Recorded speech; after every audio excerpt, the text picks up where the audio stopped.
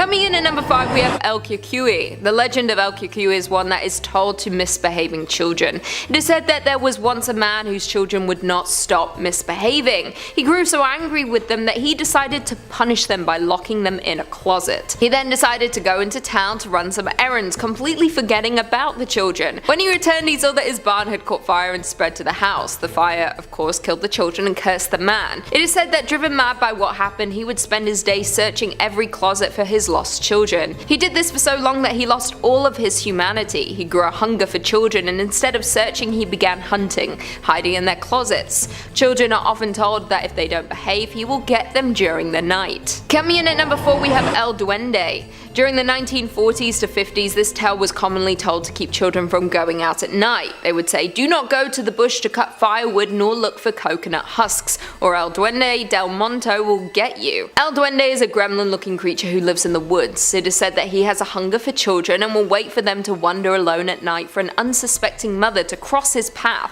so that he would cook up their children for his feast. He only had 4 fingers and no thumb, and it is said that if you ever see him, you should hide your thumb. He will see you as his own and will leave you alone out of respect. Others say that El Duende is also a lover of the animals, and if someone is killing too many, he will also go after them, avenging the animals that have been taken.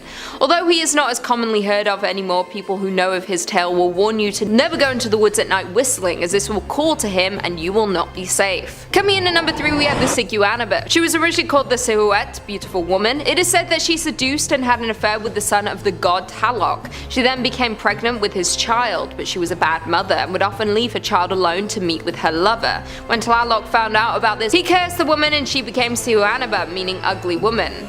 Sorry about my pronunciations. She would appear beautiful from a distance, but as you got closer to her, she would have the face of a mule. Since cursed, she now finds revenge on men who cheat on their wives. She will lure them away with her beauty to their death. She can often be found washing clothes in a river or bathing naked in any body of water. Once she has a target, she will lure them away from their path deep into the woods. Once deep into the woods, she will reveal her true face to them and plunge them into the water to wash away their souls, killing them. I guess this tale is a warning from women to not cheat on your wives. Coming in at number 2, we have El Silbon. El Silbon, also known as the Whistler. He is a former farmer who became condemned after committing a murder. While out hunting with her father one day, they were closing in on a deer when he took out his hunting knife and slashed his father, killing him. Once his grandfather found out what he did, he ordered the other farmers to torture the boy. They whipped his flesh and then rubbed in salt and lemon juice to increase the pain. He was given a bag full of his father's bones to carry for the rest of eternity to remind everyone what he had done. The grandfather sent a pack of dogs after him to hunt him down. He was never seen again. It is said that once his spirit was damned, he was doomed to roam the earth forever looking for revenge. You can tell when El Silbon is near as he whistles while he walks. He will come to your door and count his bones. If he is ignored, then your family will be killed. It is said not many have given a description of him, as he kills most of his victims. Some say he comes after those who overindulge in alcohol, though I'm not sure how that links to his original killing. Also, I overindulge in alcohol. Hasn't come for me. And finally, coming in at number 1, we have La Llorona. La Llorona is a Spanish tale meaning weeping woman. The legend goes that she was a beautiful young woman full of life. She caught the attention of a wealthy man, and after making him win her over with gifts and affection, the two married. La Llorona gave the man 2 sons, but as time went on, the man lost interest in her. He began to travel for months at a time, only visiting to speak with the children. He seemingly no longer cared for her beauty, even talking about leaving her to marry a woman of his own wealthy class.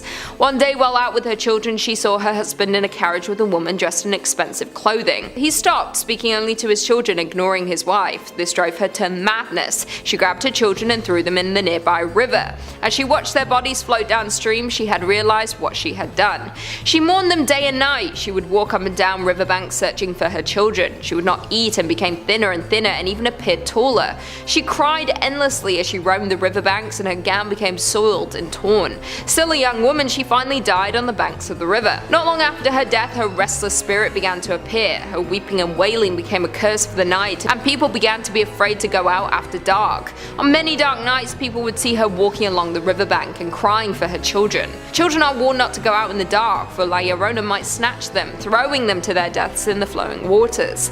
The tale differs from place to place. Some say she kills any in her path, others claim she only grabs children, dragging them screaming to a watery death. In at number 5 we have the juniper tree. One of many Brothers Grimm's tales on our list, the juniper tree tells the story of a wealthy couple who would pray to God every night to grant them a child. One winter, under the juniper tree in their courtyard, the wife peeled an apple. However, when doing so, she cut her finger and drops of blood fell onto the snow. This led her to wish for a child to be as white as snow and as red as blood. 6 months later, the wife became very sick from eating juniper berries and asked her husband to bury her beneath the tree. A month later, she gave birth to a baby boy, as white as snow and as red as blood. The wife died of happiness and was buried under the tree. The husband remarried and had a daughter named Marlinchen. The new wife loved Marlinchen but despised her stepson. She wanted him to have nothing and wished that Marlinchen would inherit her father's wealth instead of the stepson. One afternoon after school, the new wife planned to lure the stepson into an empty room containing a chest of apples. However, Marlinchen saw the chest and asked for one. The stepmother accepted. However, when the boy entered the room and reached for an apple, the stepmother slammed the lid on his neck, decapitating him. She then goes on to cook the boy and serve him as soup to her husband, and during dinner he states that the food is delicious. Then out of the juniper tree emerges mist and a bird.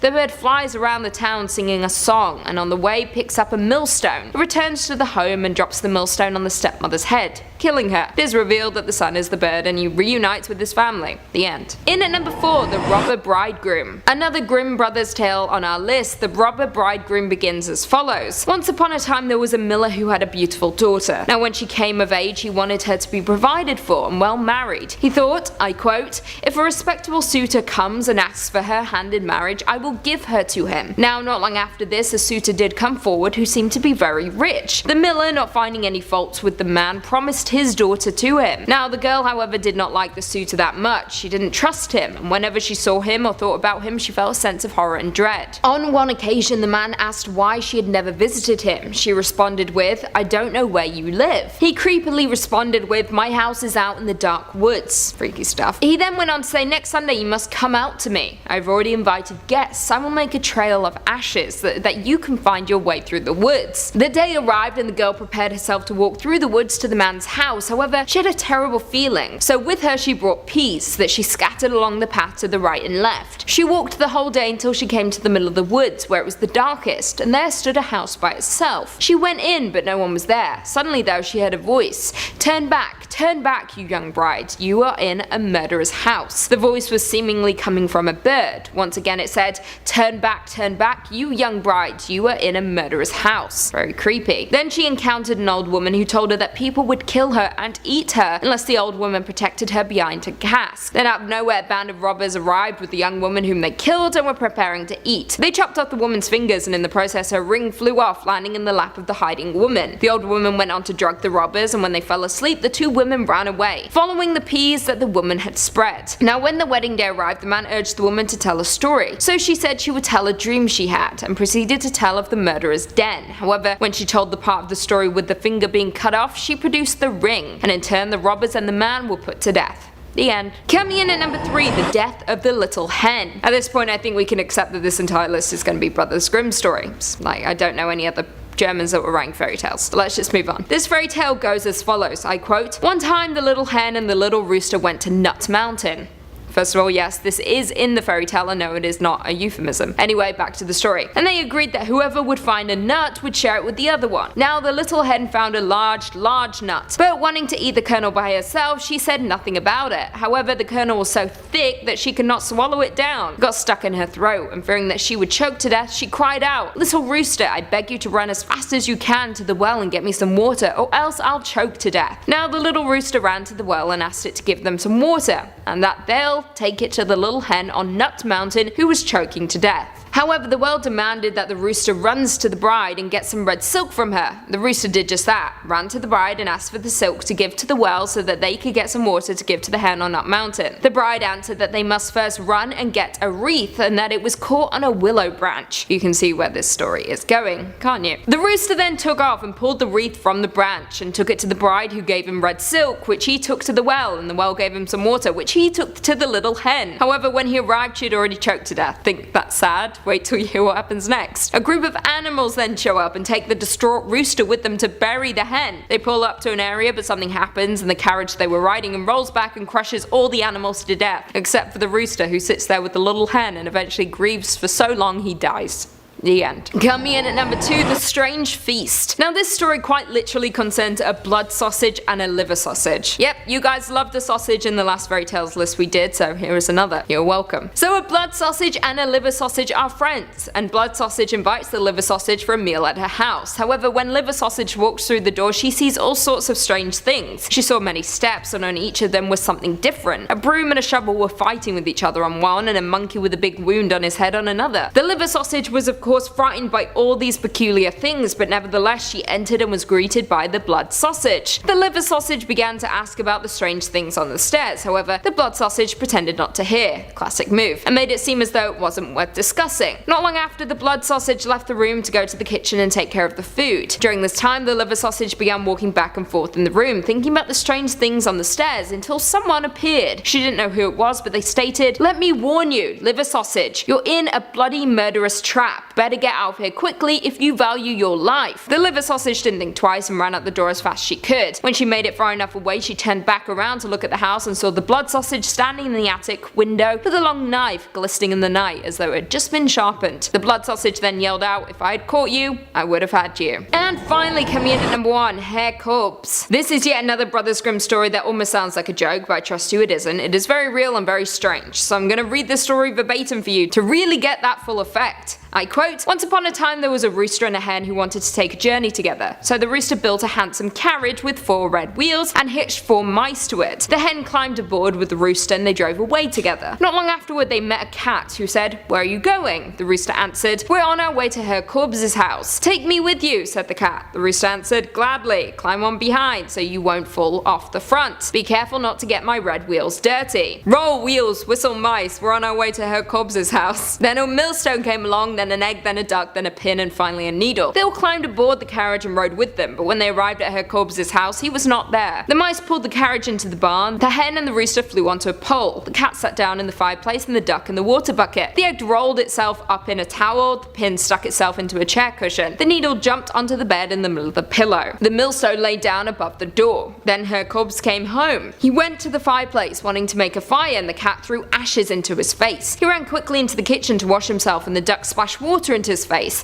He wanted to dry himself off with the towel, but the egg rolled against him, broke and glued his eyes shut. Wanting to rest, he sat down in the chair and the pin pricked him. He fell into a rage and threw himself onto his bed, but when he laid his head on the pillow, the needle pricked him, causing him to scream and run out of the house. As he ran through the front door, the millstone jumped down and struck him dead. Herr Korbs must have been a very wicked man. About stuff. The best fairy tales always end in death, I guess. It seemed like Herr Korbs didn't really deserve that. He just wanted to come home, but he was attacked in his own home. Coming in at number 5, we have The Wicked Sisters. The Wicked Sisters is a Russian fairy tale written by Alexander Afanasyev and was included in a book of kings and queens. The story tells of Prince Ivan who hears 3 beautiful sisters talking one day. The older 2 sisters say that if he were to marry them, they would sew him a marvelous shirt. The youngest says she would bear him 3 sons, with the sun on the forehead, the moon on the back of their heads, and stars to each side. The older sisters envied her and bribed her servants, and when she gave birth to her sons, she declared that they stole them and then hid them in an arbor in the garden. Then they presented the prince with first a puppy, then a kitten, then an ordinary child. The prince demanded justice for her deceiving him. The chief justice decreed she would be blinded, put in a barrel with the child, and thrown out to sea. If she were guilty, she would die, but if she were innocent, she would emerge. This was done, and Prince Ivan married the oldest sister. The substituted child grew by the house, becoming more reasonable, and eventually commanded the barrel to come ashore and burst. Then commanded a bathhouse to appear, in which he restored the princess's sight, and then a palace to appear. The arbor from the palace was in it. He had the princess bake 3 cakes. The 3 princesses appeared and said that whoever brought them those cakes and told them of their mother would be their brother. This is like a fucking riddle. The princess lived there with her sons and the child. One day they gave hospitality to monks who went on to Prince Ivan's kingdom and told him of them. He immediately went to the palace and knew them for his wife and sons. The older sister was then thrown into the sea, and this time the barrel sank to the bottom. That was a roller coaster ride of emotions. Essentially, the older sister sucked, they stole the children,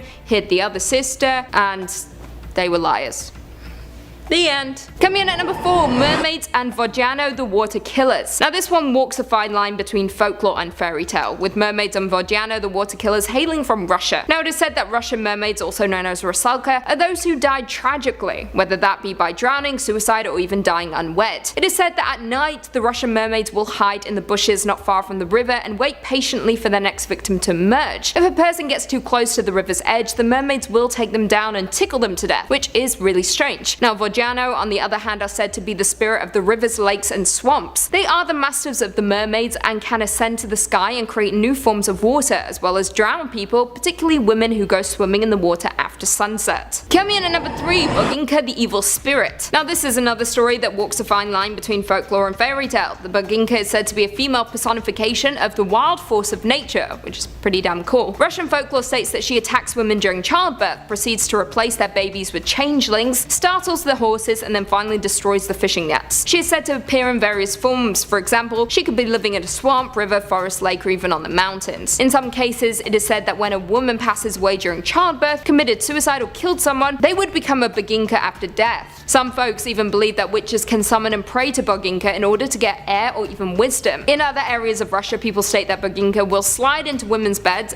and whine under the bedcloths, which sounds utterly bizarre. What does that even mean? She might also appear during a wedding party to serve the guests with poisoned vodka, or even lure brides into swamps to die. Lovely stuff. Coming in at number 2, The Death of Koshchi the Deathless. Another fairy tale created by Alexander Afanasyev. The story appeared in the Red Fairy book, as well as in a Russian book that I cannot pronounce, and I'm not even gonna try. Anyway, the story revolves around Ivan Tsarevich, a man who had 3 sisters. The first of 3 is Princess Maya, the second Princess Olga, and the third was Princess Anna. Now after Ivan's parents passed away and his sisters married 3 wizards, Ivan left home in search of his sisters. It was then that he met Maya Morevna, a beautiful warrior princess who he went on to wed. How sweet. However, after a while she informed Ivan that she would be going to war, telling him not to open the door of the dungeon in the castle that they live in while she's away. Now, like any sane person, Ivan became overcome with curiosity and opened the door as soon as his wife left. And in there he discovered Koshchi, chained to the wall and emaciated. Koshchi asks Ivan to bring him some water and Ivan accepts. He then goes on to drink 12 buckets of water, with his magical powers returning to him. He then proceeds to tear off his chains and disappear into thin air. Not long after, Ivan discovers that Koshchi took Maya away, so Ivan chased after him. When he reached him, he grabbed him, but Koshchi yells to let him go. Ivan refused, and in turn Koshchi killed him, put him in a barrel and threw that barrel into the sea. However, all is not lost. Ivan was revived by his sister's magical husbands, who informed Ivan that Koshchi had a magical horse, and if Ivan had a chance at taking him down, he should visit Baba Yaga and try to get one too. Ivan ultimately completes all of Baba Yaga's tests, received the horse, and killed Koshchi by burning his body. The end. And finally, coming in at number 1, Baba Yaga the Witch. Now the most famous story featuring this evil witch is titled simply Baba Yaga. The story begins with a seemingly happy family, consisting of a father, a mother, and 2 children, depending on the version. Now the family would often play together, and even when the mother passed away, the family was still happy. However, everything changed when the father married a second wife in an attempt to make the children happy, by having another mother figure. However, the new wife mistreated the children, feeding them scraps of hard bread, and forcing them to do chores while she spoke ill of them to the father. However, one day the new wife planned to get rid of the children for good and asked them to go to their aunties in the woods to fetch a needle and thread. Classic move. The children knew of the stepmother's plan, but there was nothing they could do, so they went to their real aunties for advice. She was powerless to help them, but she did give them a large piece of ham, a ribbon, and a handkerchief, and gave them the advice to never say bad things about people. The children left the aunt and headed back into the forest. It was then that they came across a strange looking tree, and it was on this tree that they tied the ribbon. Soon after, they reached the house of a witch, whose home stood on bony chicken legs with fences as high as the eye could see. Near the cottage, they encountered a maid crying and a dog gnawing on an old bone. The children gave them their handkerchief and ham, respectively. They knocked on the door and Baba Yaga answered and invited them in. She then went to fetch the needle and thread for the children. The maid was then ordered to fill a bath and prepare spices to cook the children. The children begged the maid for help, so she poked holes in the sieve she was using to run the bath, making the bath take longer to fill. The children then spotted a thin-looking cat waiting by a mouse hole, and they offered it a piece of ham, which it ate. The cat then gave the children a towel and a comb and told them to quickly escape while it distracted Baba Yaga, and that they did. They ran as fast as they could, throwing the comb and the towel behind them in order to keep Baba Yaga from catching up to them. Baba Yaga then cursed the maid for allowing the children to escape.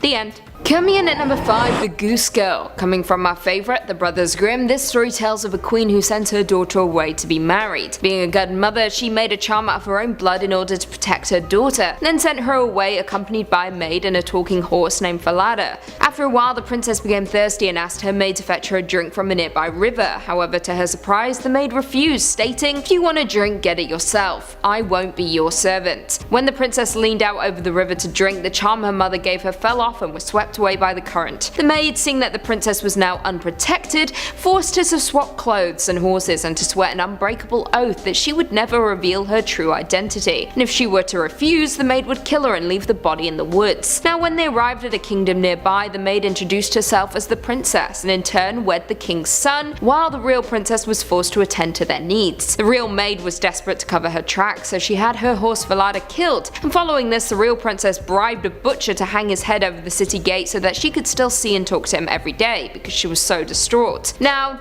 on one particular day, a young boy attempted to pluck one of the princess's hairs, and in retaliation she summoned a wind to blow his hat away. This annoyed the boy and he ran to the king, telling him about the strange girl with powers who talks to horses. The king begged the girl to tell him her problems, but she refused, so instead he told her to tell her problems to the stove, as it might make her feel better, and secretly while she did this he waited outside and overheard the entire thing. He then married his son to the real princess and had the real maid killed. The end. In at number 4, Hans the Hedgehog. One of many Grimm's tales on our list, this fairy tale tells of a young man who was ridiculed by the village because his wife was unable to bear children, which is absolutely awful and cruel in my opinion. But anyway, this isn't about me. Out of desperation, the man prayed to God, begging for a child, any child, even a baby hedgehog. His wish was ultimately granted, with his wife quite literally giving birth to a half hedgehog child that they named Hans. The couple were horrified by their child, who has a top half of a hedgehog and a bottom half human. The parents decided to put it behind the stove and leave it there for 8 years, which is awful. Hans, however, did not die, but instead asked his father for a rooster so he could ride it off and live in the woods. His father allowed this, and Hans lived in the woods where he tended to sheep and played bagpipes in the trees. However, one day a king became lost in the woods and asked Hans to show him the way home. Hans agreed, but only if the king promised to award Hans, in writing, the first thing that greeted him when he returned home. But the king knew Hans was illiterate and tricked the hedgehog by writing down an order for his guards to attack any hedgehog riding a rooster who appeared in the kingdom. Lol. However, a second king found himself in a similar situation not long after, but did not trick Hans, but instead promised him the first thing he saw when he returned to the kingdom, which happened to be his daughter. Hans then travelled to the kingdom, slipping by the guards who tried to kill him, and impaled the deceitful king's daughter with his quills. After that, he returned to the second kingdom and married the princess. However, on their wedding night, he tore off his hedgehog skin and ordered the guards to burn it in a fire, in turn becoming a human boy. Coming in at number 3, Mother Hole. Now this is a truly creepy fairy tale that tells of a widow and her 2 daughters. One is her biological daughter, who was said to be ugly and lazy. The story's words, not mine. The other was her stepdaughter, who was beautiful and kind. Due to this, the widow despised the stepdaughter. Yes, I know this sounds very Cinderella-esque, but it's different. Just hear me out. The widow would force her stepdaughter to sit by a well, spinning cloth until her fingers would bleed. On one particular day, the stepdaughter accidentally dropped the spindle in the well, so out of fear and pure panic, she jumped into the well after it. However, instead of landing at the bottom, she awoke in a meadow full of sunshine. She walked around the new land, admiring the greenery and beauty of it all. She even came across a baker's oven full of bread and an apple tree filled with fresh fruit. She eventually arrived at the house of Mother Hole, an old ugly woman who asked her to clean her cottage. The girl did as she was told and was rewarded by Mother Hole by being covered from head to toe in gold, given her spindle back and returned to the world. The widow was of course impressed by her stepdaughter's newfound wealth, so she decided to send her biological daughter down the well to retrieve gold. However, the daughter refused to take the bread out of the oven or get apples from the tree, and her work for Mother Hole was lazy. She was asked to leave. So instead of returning with gold, she was coated from head to toe in burning pitch, which stuck to her for the rest of her life. In at number 2, The Flayed Old Woman. This old Italian fairy tale is quite literally called The Flayed Old Woman, which is quite the name. It tells the story of 2 old ugly sisters who lived together not far from a king's castle. On one particular day, the king went out for a walk and heard one of the women singing. He was so impressed by her voice that he assumed she must have been young and fair, and in turn he fell for her instantly. The woman realized that this may be her chance for glory, so she attempted to fool the king into thinking she was young and beautiful by sucking on her wrinkled fingers and only showing him her hands. Then she proceeded to pull back her wrinkly skin and approach him in the darkness. The king discovered the ruse and threw one of the women from a tower. However, she got caught in the tree branches below and didn't die. Instead, she hung there by her saggy skin, weeping. Not long after, a few forest fairies began to hear her cries, and they gifted the woman with clothes, servants, and anything else she could ask for. And to top it all off, they made her young. I think we all know where this is going. The king then sees her and how beautiful she has become, so he marries her. You would assume all is well in the world now, however that is not the case. The other woman became extremely jealous of her sister's youth and beauty, so she demanded that her sister tell her how she was transformed. The now youthful sister became so fed up with her questions that she told her she'd become young by flaying herself, and the sister believed her, resulting in her going to a barber to be flayed, and then she died. The end. And finally, coming in at number 1, we have the 3 Snake Leaves. This is another dark fairy tale that comes to us from the Brothers Grimm. This story tells of a powerful king who had a daughter who was said to be very beautiful but also very strange. The daughter had many suitors, yet she refused to marry anyone who would not agree to be buried alive with her if she were to die first. I quote, "If he loves me with all of his heart, of what use will life be to him afterwards?" Straight savagery. During this time, a peasant boy left home to earn money as a soldier. However, during battle, most of his comrades were killed, but he was left alive and led them to victory. For his bravery, the king rewarded him by making him a knight. During his visit to the castle, the boy fell in love with the princess and agreed to her conditions of marriage, accepting to be buried with her. The two wed and lived happily for many years. That was until the princess became ill and died. And of course, the husband began to think of ways to get out of his promise to her. However, the king's guard would not allow it and locked him in the princess's tomb to die. While in the tomb, he saw a snake in the cracks of the walls, so he killed it to protect his wife's corpse. However, not long after, a second snake appeared in the tomb with 3 leaves which are placed on the first snake's wounds, bringing it back to life. Both snakes then disappeared, but the leaves remained, and the boy used them to bring the princess back to life. The two then escaped from the tomb and boarded a ship back to the castle. However,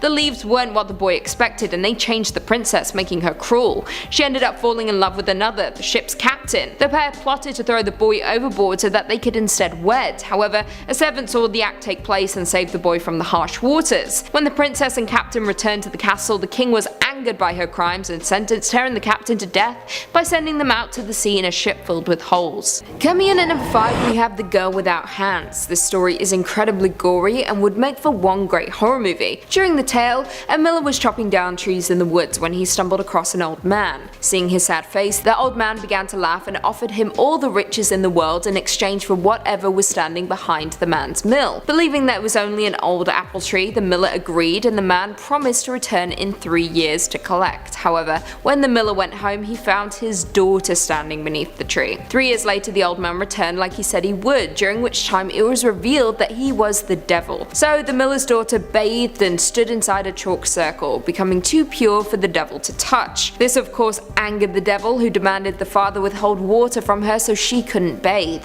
But the girl's tears washed away the dirt and she still remained pure. The devil then ordered the miller to chop his daughter's hands off with an axe, but her tears still cleaned the bloody stumps. The devil then gave up. The girl decided to leave home not long after this. After walking through the night, she was struck with hunger. She came across a garden filled with apples, pears, and delicious fruit. However, she found it to be guarded by an impenetrable moat. After praying, an angel appeared, draining the moat, allowing the girl to cross into the garden and claim a single pear. The royal gardener witnessed this take place, so he informed the king, who the next day waited in the garden to watch the girl drain the moat and enter the garden. He decided then and there that he must marry her, making her a pair of silver hands to replace her old ones. However, the devil wasn't done with her yet, and when the king left for war, the devil intercepted his letters home. He forged them, ordering his mother to have his wife and their young child put to death. Unable to commit the horrific act, the mother sent the girl and child away instead. When the king returned home, he was absolutely heartbroken and went out searching for his wife and child. It took him 7 years, but he eventually found them, and her hands had magically grown back. The end. Coming in at number 4, The Mouse, the Bird, and the Sausage. The Mouse, the Bird, and the Sausage is a strange story about, of course, a mouse, a bird, and a sausage. Pretty self-explanatory. The 3 all lived together in a cottage in the woods. Weird, but go for it. Each of them had a specific job. The bird went out into the woods to collect wood, the mouse carried water and lit the fireplace, and the sausage cooked dinner. Honestly, I can't take myself seriously when explaining this, but I'm doing my best. However, one day while out collecting wood, the bird met an old friend who made fun of the bird for working so hard while the sausage and mouse got to stay home. The bird agreed with what his friend was saying staying, so instead of going to work the next day, he told his friends that he didn't want to be their slave, and that if they wanted wood they had to go and collect it themselves. This of course surprised the mouse and sausage, but they agreed to trading jobs because they're nice, with the sausage going out in the forest to collect wood. However, the next day the sausage did not return, and the bird went out to look for him. Not long after searching for him, he came across a dog carrying the poor sausage in his mouth. The bird begged and begged him to let his friend go, but the dog refused because dogs are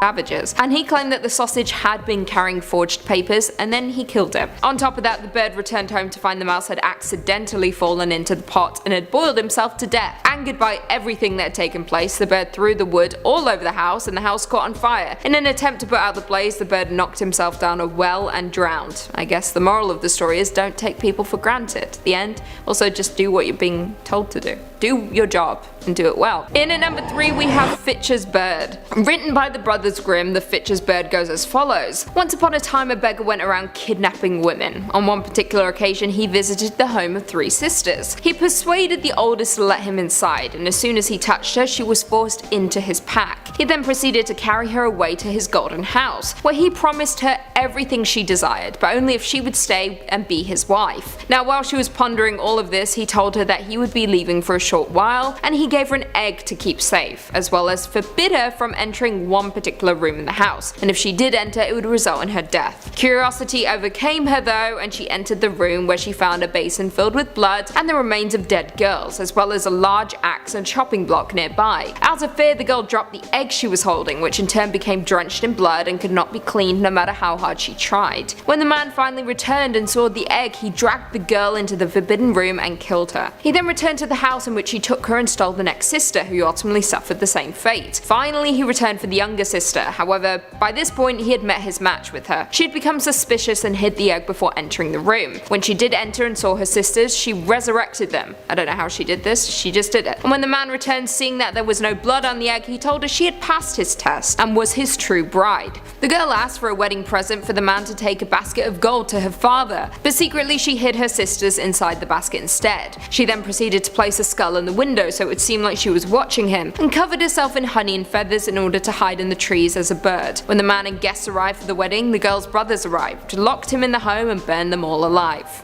Lovely stuff. Coming in at number 2 we have the singing bone. One of the many grim stories on our list, the singing bone goes as follows. A giant boar was terrorizing a kingdom, destroying crops and eating peasants. Out of frustration and desperation, the king offered his only daughter to whoever killed the beast. Now 2 brothers volunteered for the honor, one out of pride and one out of kindness. Sounds like Vampire Diaries to me, something I've been watching recently, so let me have this. It's all I talk about at the moment. Pretty obsessed. To improve their chances of hunting down the giant boar, the brothers split up and entered the forest from different sides. Inside the forest, the younger brother stumbled across a dwarf who sensed the boy's good nature and big heart, and gave the boy an enchanted spear capable of killing the boar. So when the boy came across the boar, he split the beast's heart in 2 with the spear. On his walk back to the castle with the beast on his back, the boy found his brother drinking in a tavern. This is where things start to go bad for the younger brother. The older brother, seeing that his brother had won the challenge, offered him some wine to celebrate. The 2 got drunk and left later that evening, which is when the older brother murdered the younger brother and buried him under a bridge, taking the boar and claiming the princess for himself. When folks asked about his brother, he claimed the boar had torn him to pieces. Now the older brother and his wife lived happily together for many years. That was until a wandering shepherd came across some bones, which he fashioned into a mouthpiece for his horn. The bones of course belonged to the younger brother, and when the shepherd blew into his horn, it began singing a terrible song of murder. The man went to the king immediately, who ordered the earth to be dug up beneath the bridge, and there the brother was found. As a punishment, the older brother was sewn into a sack and thrown into the sea to drown. And finally, coming in at number 1 we have the 3 army surgeons. Yet another grim story on our list. The 3 army surgeons goes as follows. Once there were 3 proud army surgeons who decided that they were in fact the best in the world and began traveling the world in order to tell people about this fact. One day they came to an inn in the middle of a forest where the innkeeper asked them to prove to him their talents. To his surprise they agreed. The first surgeon hacked off his own hand and pledged to reattach it in the morning. The second did the same thing with his heart, and the third ripped out his own eyes. Now little did the innkeeper know, but the surgeons had a secret magical lotion that they used to reattach their severed body parts. Now the impressed innkeeper went on to give the hand, heart and eyes to a serving girl, ordering her to keep an eye on them until morning. However, things went awry when the girl's secret lover visited and the 2 became distracted, allowing a cat to sneak in and eat the severed parts. When the girl discovered the pieces missing, her soldier lover promised to replace them by cutting the hand hand off a recently hanged thief in the town square. He then sliced the heart out of a pig and the eyes out of a cat.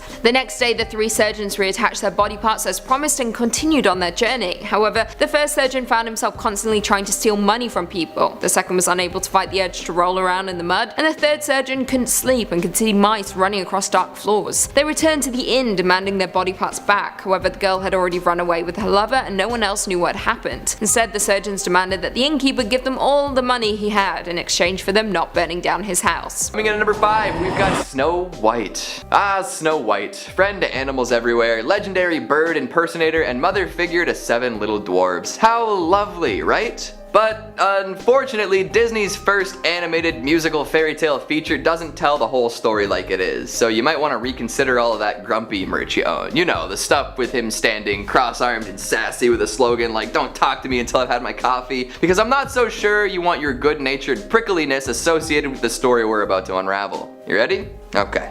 So, you know how Snow White eats the poison apple and falls asleep, and then the prince comes along and kisses her back to life? It's kinda creepy out of context, sure, but the real story is even creepier.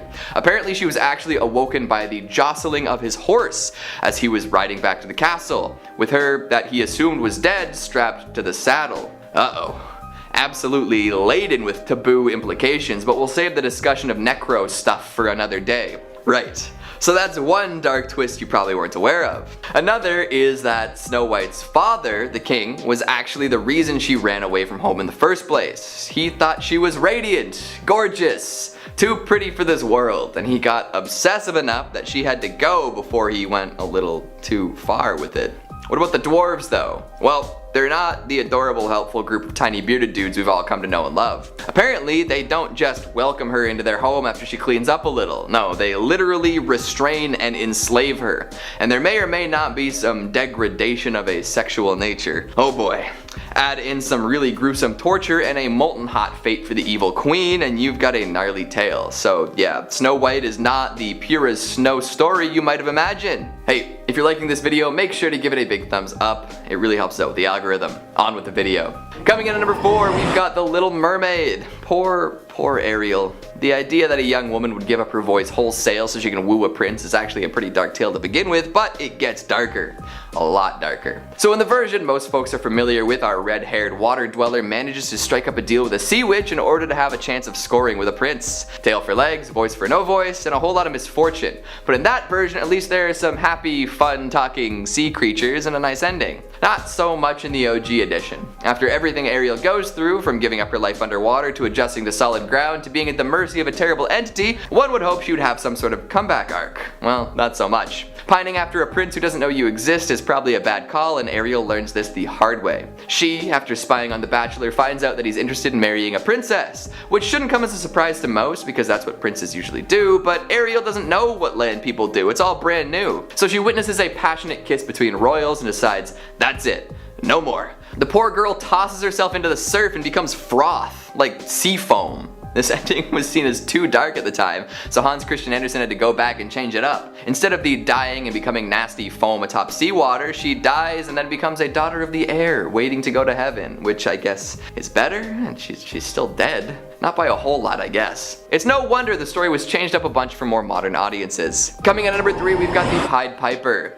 You definitely want to pay the magical man who can lure all the creatures out of your town, because just in case you forgot, your children are creatures too. The Pied Piper is a classic fairy tale with all of the classic fairy tale fixins. We got magic, we got rats, we got a man with a pipe, we got dumb and stupid villagers, we got a cave, we've got implications of child mistreatment, oh boy. So the more modern tale is pretty bleak too, but the original is wild. The one we know involved a man in a patchwork jacket coming to a rat-infested town and offering to do away with the rodents for a price. The villagers agree and off the Piper goes, and all the rats too. However, when he returns they refuse to pay. What's a poor Piper to do? Well, he's actually got a plan. Lure all of the children away from the village. Revenge is sweet, isn't it? So he lures the children, and eventually the villagers notice, causing them to panic and then pay up. But everyone lives happily ever after, right? But sometimes you don't get a chance to make things right.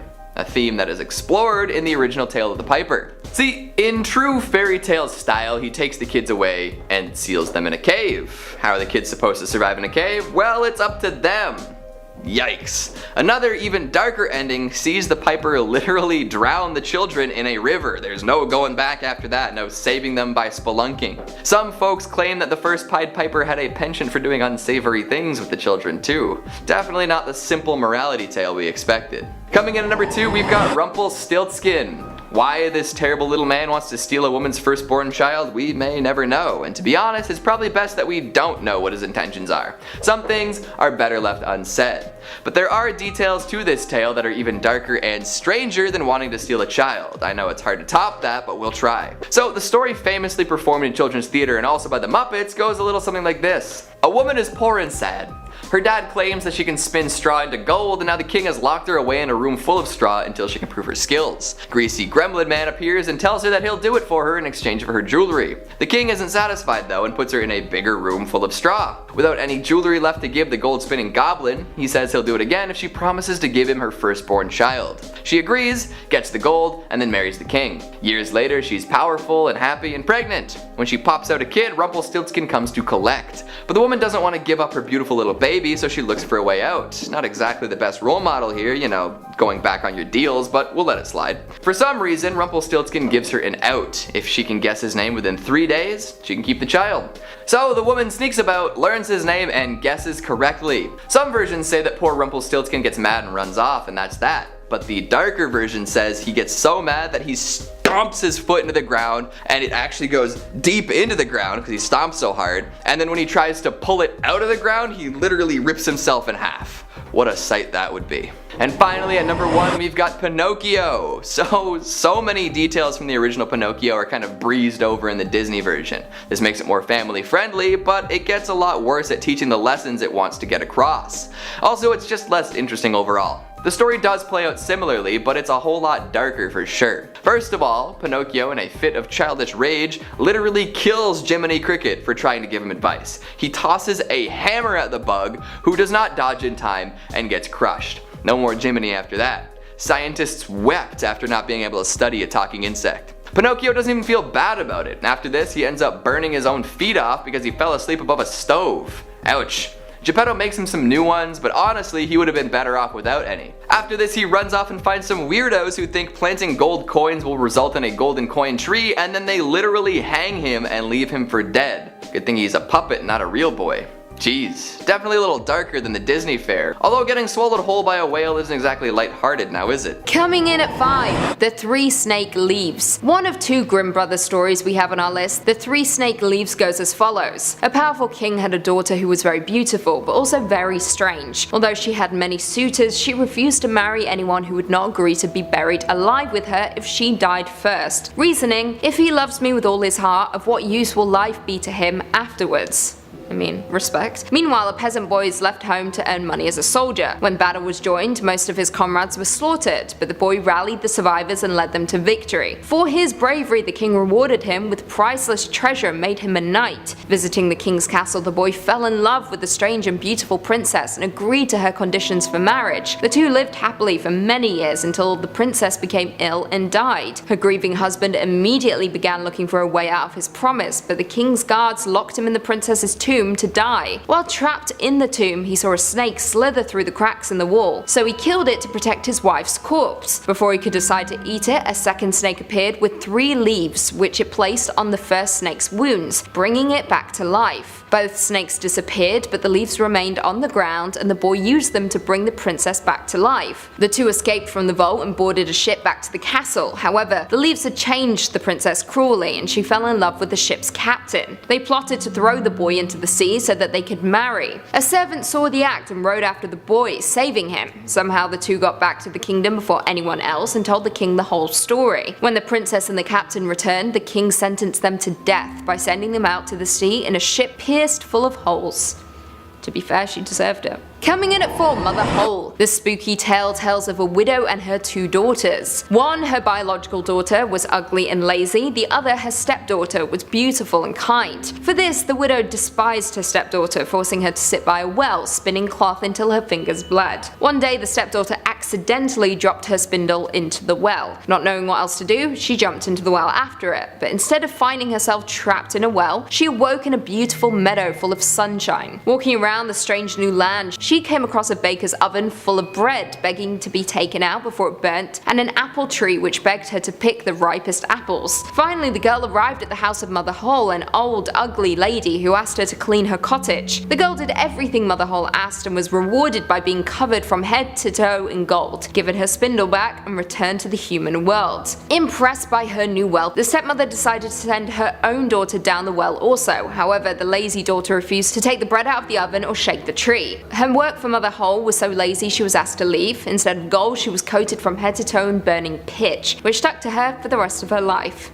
Just don't be lazy, I guess. Coming in at number 3, Fitchers Bird. Fitchers Bird goes as follows. Once upon a time, a strange beggar spent his days kidnapping young women. Visiting the home of 3 sisters, he persuaded the oldest to let him inside. As soon as the beggar touched her, she was forced to jump into his pack. He then carried her away to his golden house, where he promised to give her everything she desired if she would stay and become his wife. He then announced that he had to leave for a short time, giving her an egg to keep safe and forbidding her from entering one particular room on pain of death. After he left, curiosity of course overcame the woman, and she entered the forbidden room. She found a basin filled with blood and the mutilated remains of dead girls. A large axe and a chopping block lay conveniently nearby. Out of fear, the woman dropped the egg, which then became covered in blood and could not be cleaned, no matter how hard she tried. When the beggar returned and saw the bloody egg, he dragged her into the forbidden room and chopped her up. He then returned to the original home and took another sister, who suffered the same fate. Finally, he returned for the youngest, however this time the beggar met his match. Suspicious, the sister hid the egg before entering the room. Discovering her dead sisters, she put the pieces together, resurrecting them. When the beggar returned, he announced that she had passed the test and would be his true bride. As a wedding present, the girl asked him to take a basket of gold to her father, but secretly hid her 2 sisters inside the basket instead. She then placed a skull in the window so it would seem like she was watching him, and covered herself in honey and feathers in order to hide in the trees disguised as a bird. When the beggar returned and his friends arrived for the wedding, the girl's brothers arrived, locked them in the home, and burned them all alive inside. Coming in at 2, The Singing Bone. Hailing from the Grimm storybook, The Singing Bone goes as follows. A giant boar terrorized a poor kingdom, ruining crops and tearing peasants apart. In desperation, the king offered his only daughter to whoever killed the beast. 2 brothers volunteered, one out of pride and the other out of kindness. To improve their chances of finding the pig, they split up and entered the forest from opposite sides. In the forest, the younger brother encountered a dwarf who sensed the boy's good heart and gave him an enchanted spear capable of killing the boar. The boy then came across the boar, and the enchanted spear split the beast's heart in 2. Walking to the castle with the beast on his back, the boy found his brother drinking in a tavern. Seeing that his brother had won the challenge, the older brother offered him some wine to celebrate his victory. Once his sibling had become good and drunk, the older brother murdered him and buried him under a bridge before taking the boar to the king and claiming the princess. He claimed that his brother had been torn to pieces by the boar. The brother and his new wife lived happily for many years. Then a wandering shepherd came across a weathered bone, which he decided to fashion into a mouthpiece for his horn. Of course, the bone belonged to the murdered brother, and when the shepherd blew into it, the horn began singing a terrible song of murder. The shepherd then took the instrument to the king, who ordered the earth beneath the bridge to be dug up, discovering the body of the younger brother. As a punishment, the older brother was sewn into a sack and thrown into the sea to drown.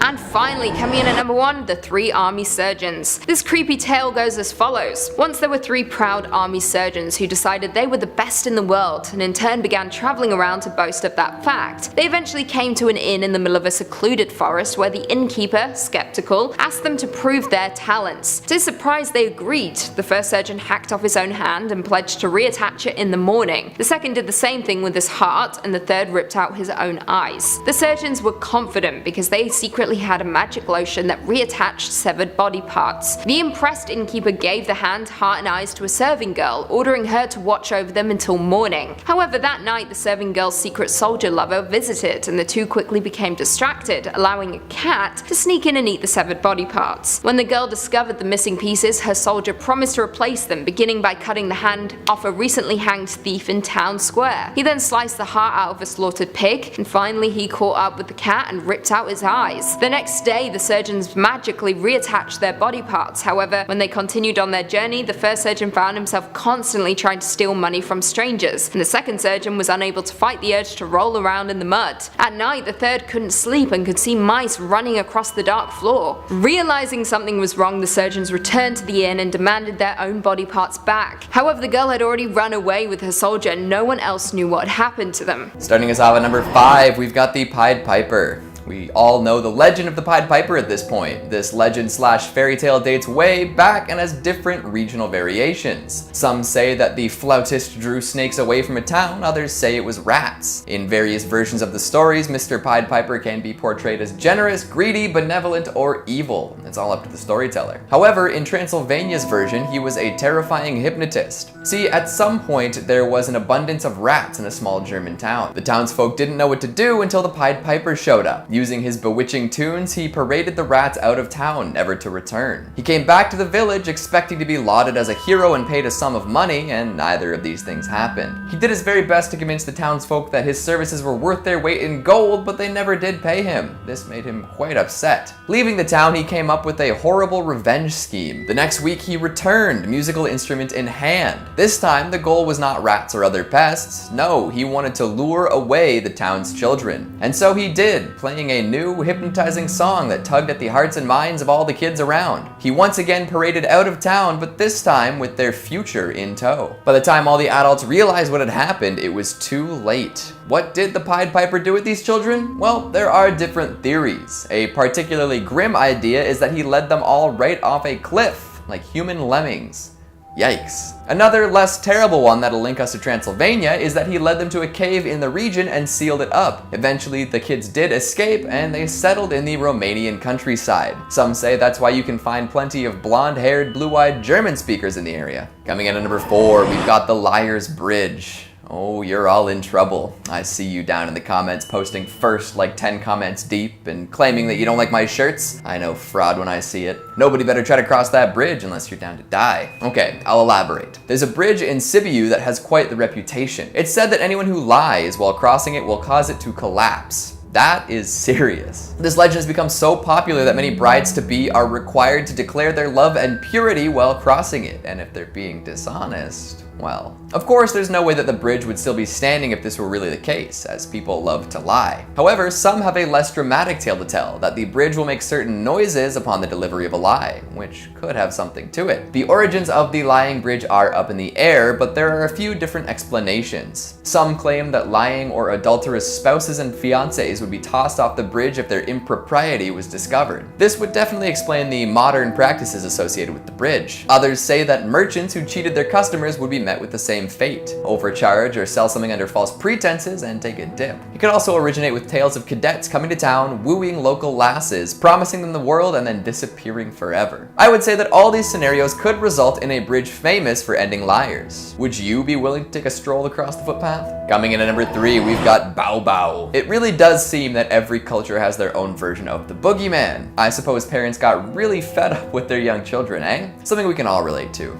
Bao Bao is exactly that, a Romanian boogeyman. However, I find this figure to be even scarier than lots of the other children snatchers. See, the Bao Bao stays in the same home as the kids. This cloaked figure is believed to appear whenever children misbehave and is always waiting for his chance from a hiding place somewhere in the house. Sometimes it's the broom closet, other times it's the storeroom. Either way, I bet this knowledge scared the daylights out of a bunch of Transylvanian kids. Imagine playing around and coming face to face with the door concealing a mysterious man who will take you away for acting up. With this knowledge, I bet kids were actually quite well behaved.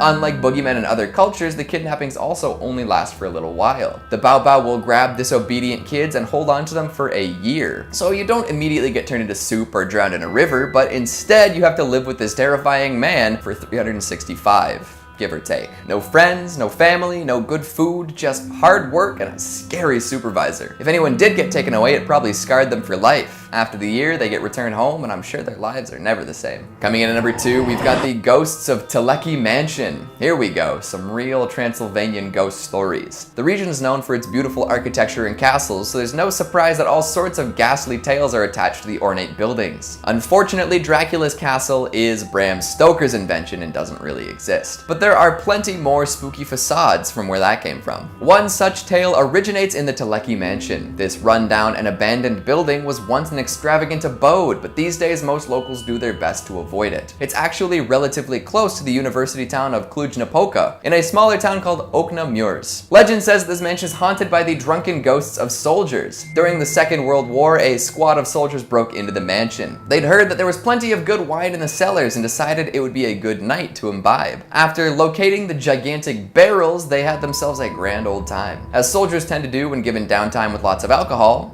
they got drunk. A little too drunk, probably. I say this because they ended up goofing around with their guns and firing them inside of the mansion. After causing a mess and a half, one unlucky marksman hit an unintended target. His bullet pierced one of the gigantic barrels, which started to flood the cellar. In all likelihood, a couple of barrels were probably punctured. Gallons and gallons of wine rushed into the underground room, drowning the soldiers before they could escape. I suppose that's as good a way to go as any, drowning in wine. Although I think the soldiers might have enjoyed it a little bit more if it was in their bellies rather than their lungs. And finally, at number 1, we've got people eating lakes. Sorry to all you Great Lakes swimmers out there, the Transylvanian bodies of water tend to be a little more aggressive than others. Of course, they don't actually eat people, but they drown enough experienced swimmers that folks started to claim that they had an appetite. One such lake is Lake Vendrell, which is known for devouring even the most skillful of swimmers. Remember folks, don't eat before going swimming, always have a buddy, and try to avoid voracious waterways. If the disappearances of swimmers wasn't enough, locals have also been known to find bloody chunks of people floating around. That doesn't usually happen when somebody drowns, right? Another lake famous for consuming is Lesser Lake. Apparently this oversized puddle once drowned an entire town. Something gave way, causing the lake to flood in and envelop everything. Neighboring towns thought the church was celebrating something based on all the noise the bells were making, but nope, the bells were ringing because the church was literally descending under the water. So yeah, you better watch your back around those Transylvanian lakes. They'll grab you before you can say backstroke. Does that change anyone's travel aspirations? Probably not. The spooky mysteries are a big draw for a lot of folks visiting Romania. Just don't go looking for Dracula's castle, eh? Coming in at 5,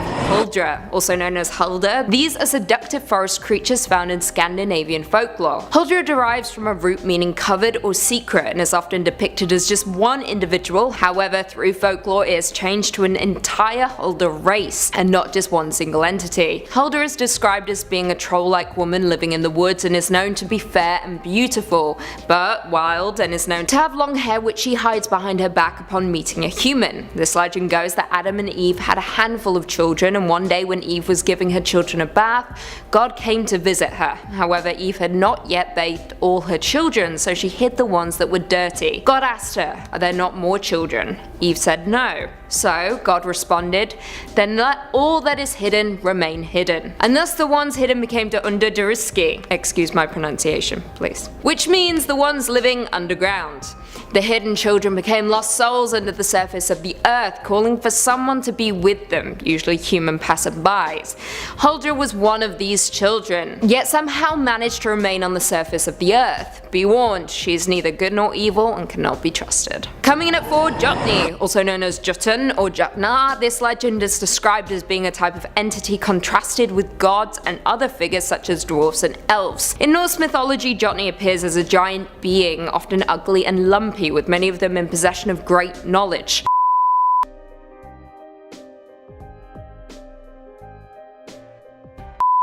Oftentimes the Jotny is described as riding on a wolf with vipers as reins and is believed to be depicted in this 10th century picture stone from the Hunnestad monument. As I previously stated, most Jotny possess great wisdom. For example, Vavtrudni, I don't know how to pronounce it, who was clad with the very same knowledge as Odin. Legend goes that the Jotny are Thor's most dangerous opponent, and is a major motif in Norse mythology, with the Jotny residing in the Great Mountain area of southern Norway. Now throughout history the folklore has become blurred, with some stories blending Jotny and trolls together into one, but that is simply not the case, with these two legends having very separate histories throughout folklore.